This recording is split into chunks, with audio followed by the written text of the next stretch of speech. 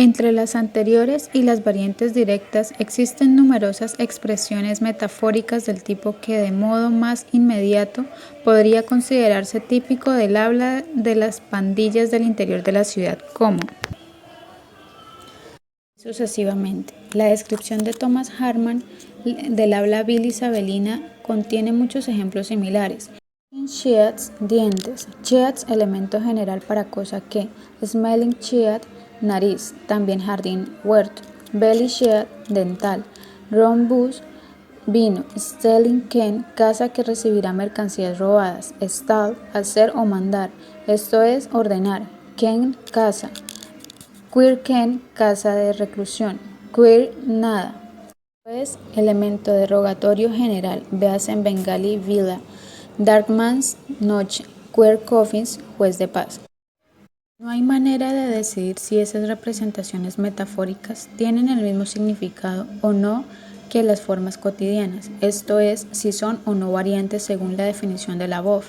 Decir igual denotación, distinta connotación, es simplemente evitar decidir, significa tanto sí como no. Tampoco hay necesidad alguna de decidir.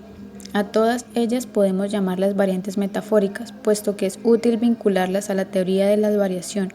Lo más importante es el hecho de que sean metafóricas. Ese carácter metafórico es el que define el antilenguaje. Un antilenguaje es una metáfora para un lenguaje cotidiano, y esa calidad metafórica aparece por todas partes en el sistema. Hay metáforas fonológicas, gramaticales, morfológicas, lexicológicas y quizás sintácticas, lo mismo que metáforas semánticas. Algunas de ellas se muestran en el cuadro 4, pero nótese que no es una lista completa de los tipos que pueden encontrarse. Como ya hemos señalado, muchos ejemplos pueden interpretarse de uno u otro modo. Estos constituyen metáforas complejas, con variación en más de un nivel. Al interpretar todo el fenómeno en términos de metáfora, no es posible vincular las variantes semánticas al resto del sistema. La noción de una variante semántica parece contradictoria. ¿Cómo pueden dos cosas ser variantes, tener el mismo significado, si su significado son distintos? Pero ese es un modo erróneo de considerarlas. En términos de la decisión de Levi-Strauss entre metáfora y metonimia, la antisociedad es metonímica.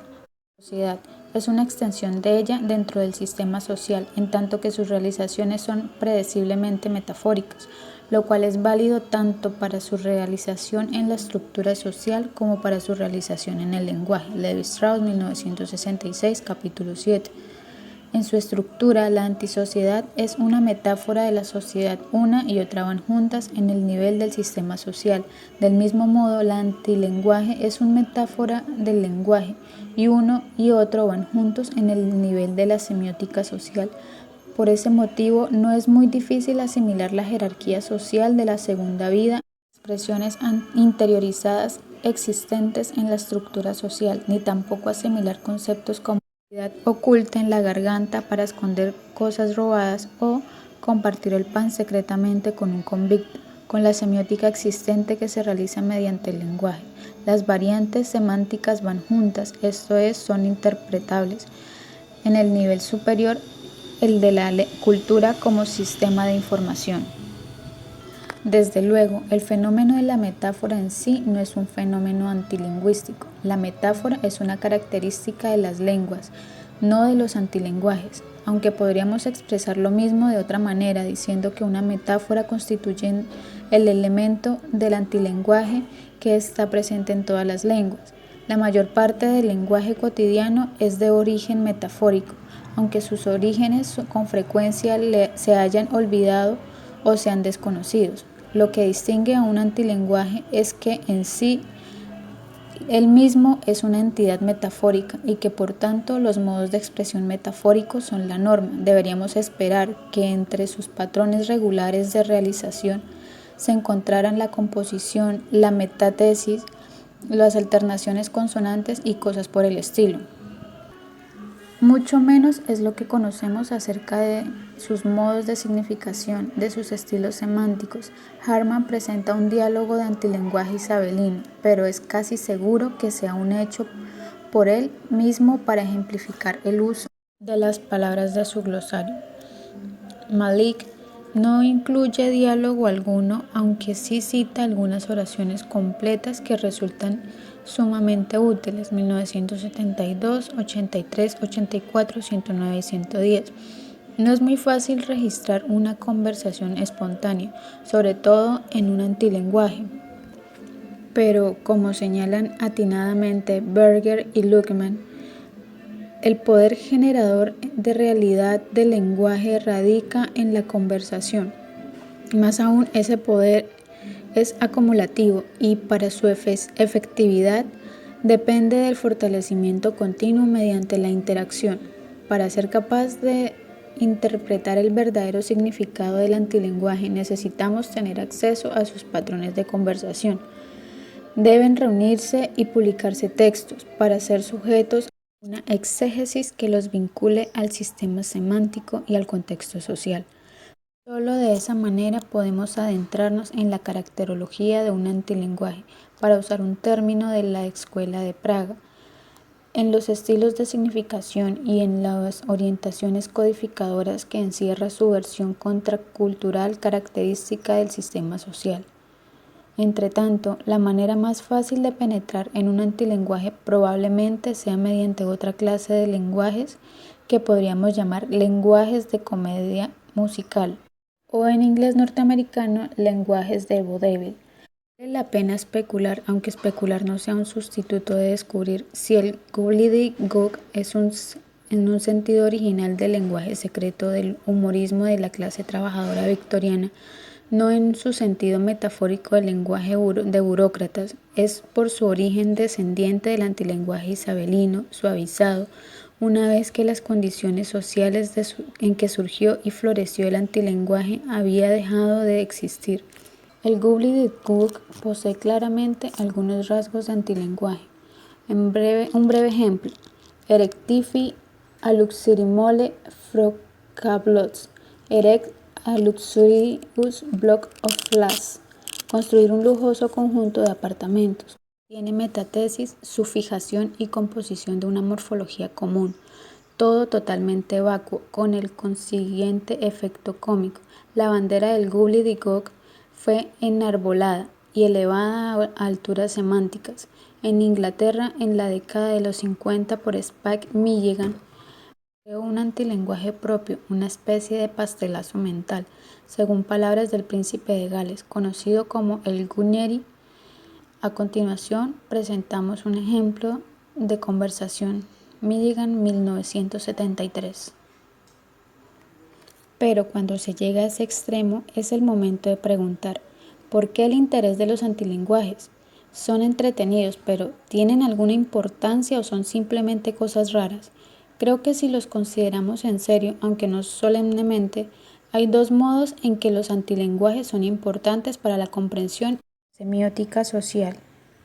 En primer lugar, el fenómeno del antilenguaje arroja luz sobre el difícil concepto del dialecto social, proporcionando un polo opuesto, segundo, de dos extremos idealizados al que podemos vincular los hechos tal y como los encontramos en realidad.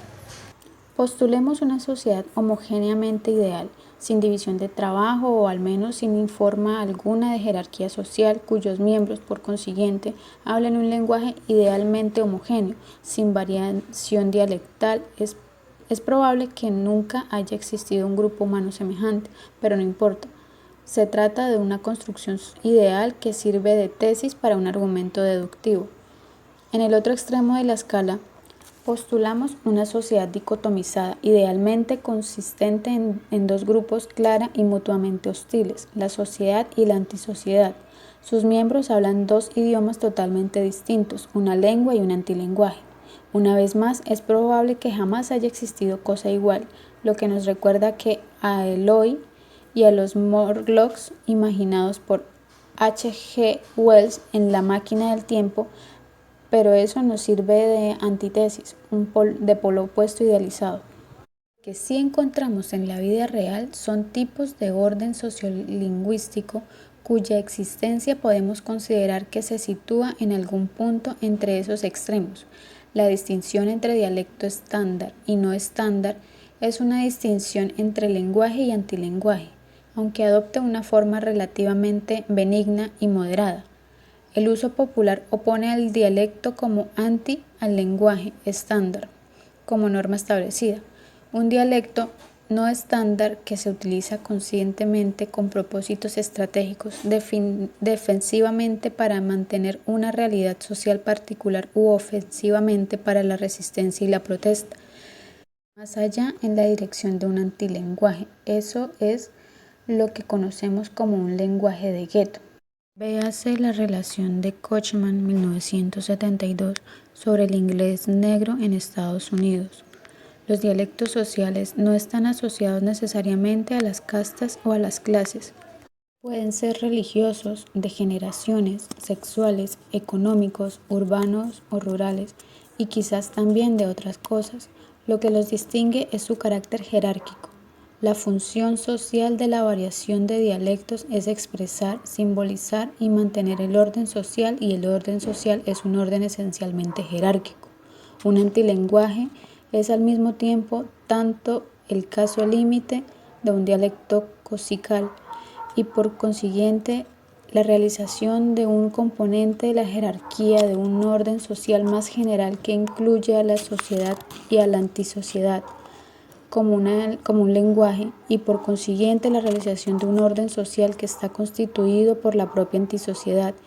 El último papel incluye a su propia jerarquía, mostrando así una variación interna de tipo sistemático. Por ejemplo, Malik se refiere a los diferentes grupos que existen dentro de la antisociedad, cada cual con su propia posición social y con sus propias formas de habla distintivas.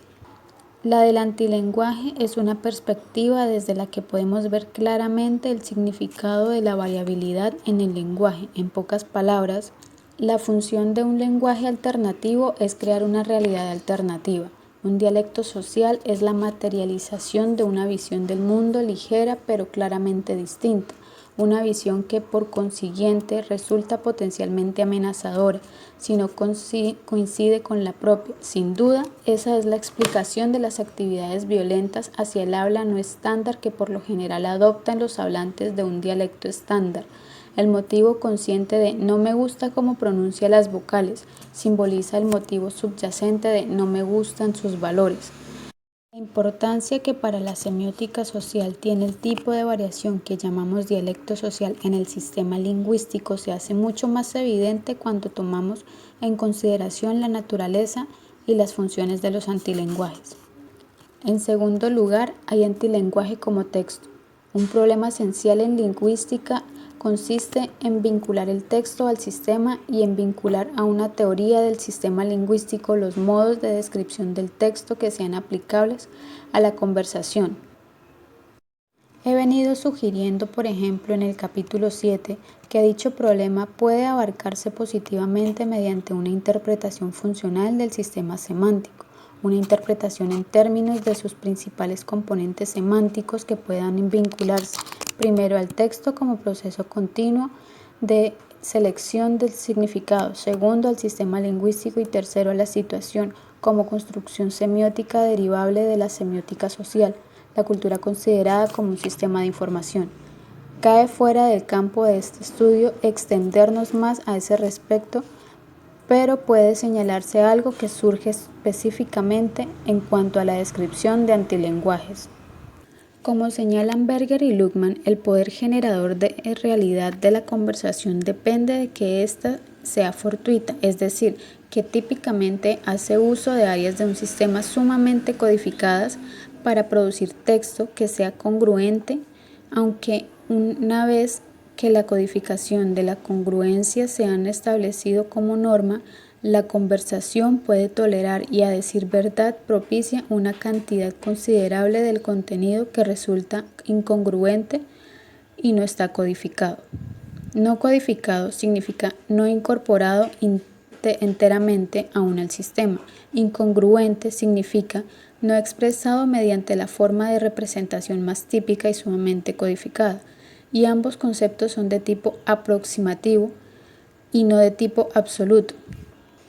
Ahora bien, algunas clases de contexto social producen típicamente textos en que el proceso de codificación y la relación de congruencia suelen ser resaltados y expuestos a nuestra atención.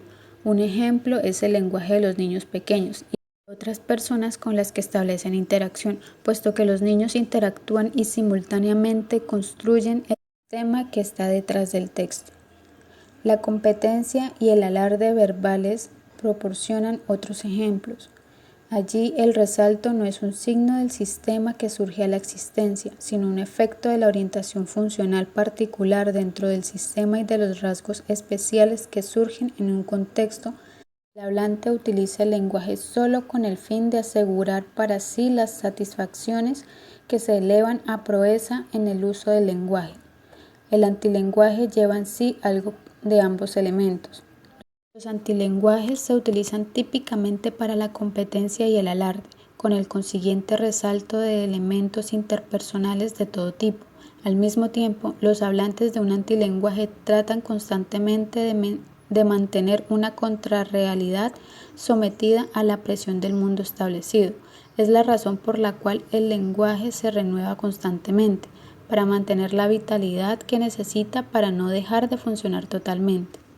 Esa es la explicación más plausible del rápido cambio de palabras y de modo de expresión que siempre señalan lo que comenta en el lenguaje de bajo mundo, pero hay más que eso.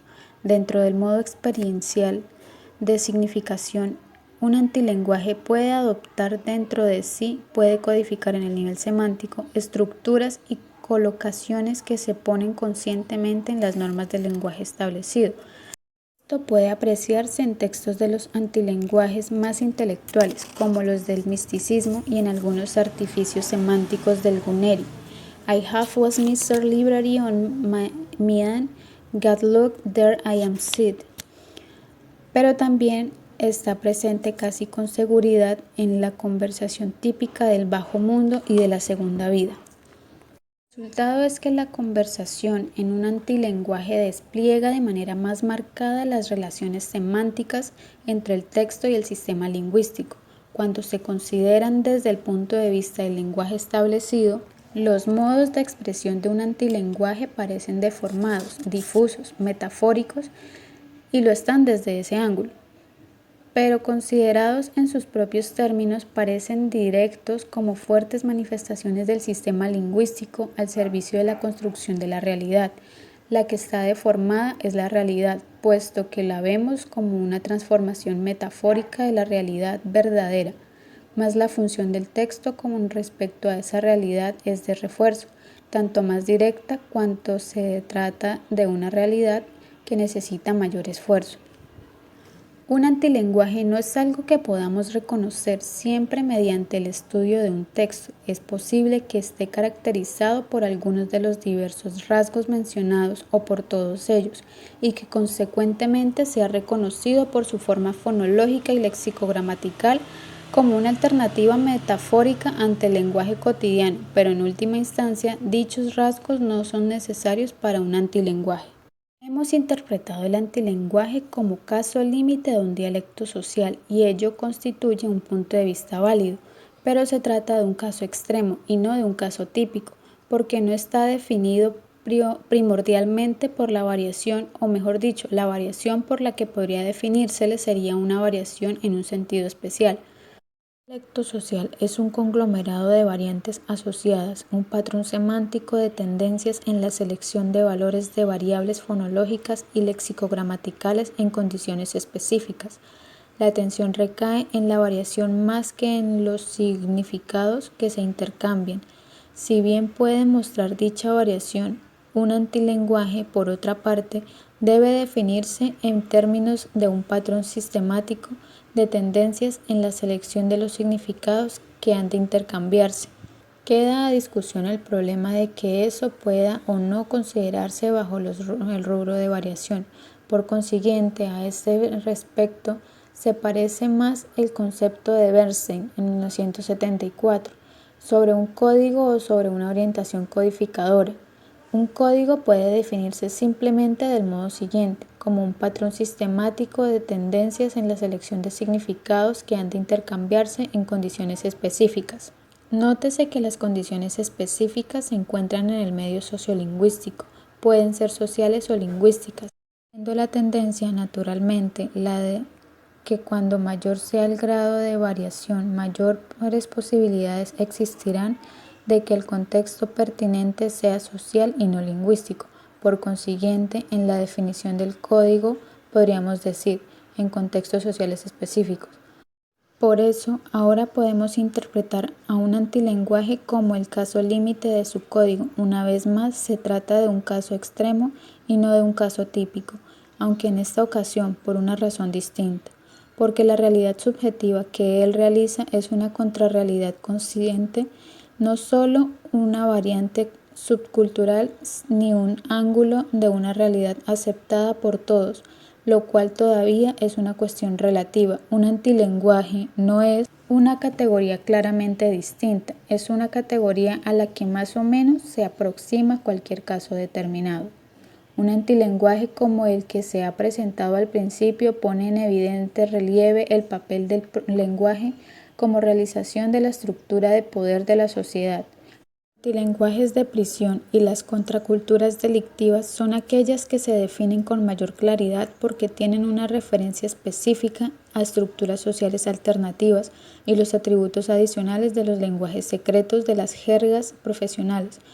Por consiguiente, están plagados de señaladores evidentes de su posición de antilenguajes. La oblicuidad de significado y de forma que los hace tan efectivos como portadores de una realidad alternativa también los hace inherentemente cómicos, con la cual reflejan otro aspecto de la misma realidad, tal y como la ven sus hablantes. En cualquier caso, no todos los antilenguajes son lenguajes de resistencia y protestas sociales. Los lenguajes arcanos de hechicería y misticismo son del mismo orden, de ahí algunas de las dificultades de Castañeda para entender a Don Juan. Un antilenguaje puede ser tanto alto como bajo en el espectro disglósico. Los lenguajes literarios son antilenguajes, en cierto sentido, o mejor dicho, la literatura es tanto lenguaje como antilenguaje a la vez. En su género poético es típico que se resalte tal o cual modo de significación. En ocasiones el efecto se acerca al de un antilenguaje en el sentido social. Por ejemplo, en los géneros competitivos como el soneto isabelino. Otras veces el modo genérico tiene poco o nada del antilenguaje respectivo, dejando al poeta individual en entera libertad de ofrecer su propia realidad subjetiva, si así lo desea, al crear un antilenguaje propio.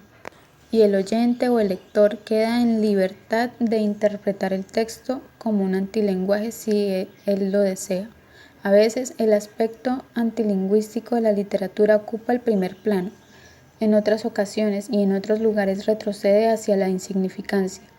Una obra literaria es la contribución de su autor a la conversación generadora de realidad de la sociedad, independientemente de que se ofrezca una realidad alternativa o que refuerce el modelo recibido, y su lenguaje refleja la posición que ella ocupa en el sistema sociosemántico. Pero ese es otro tema.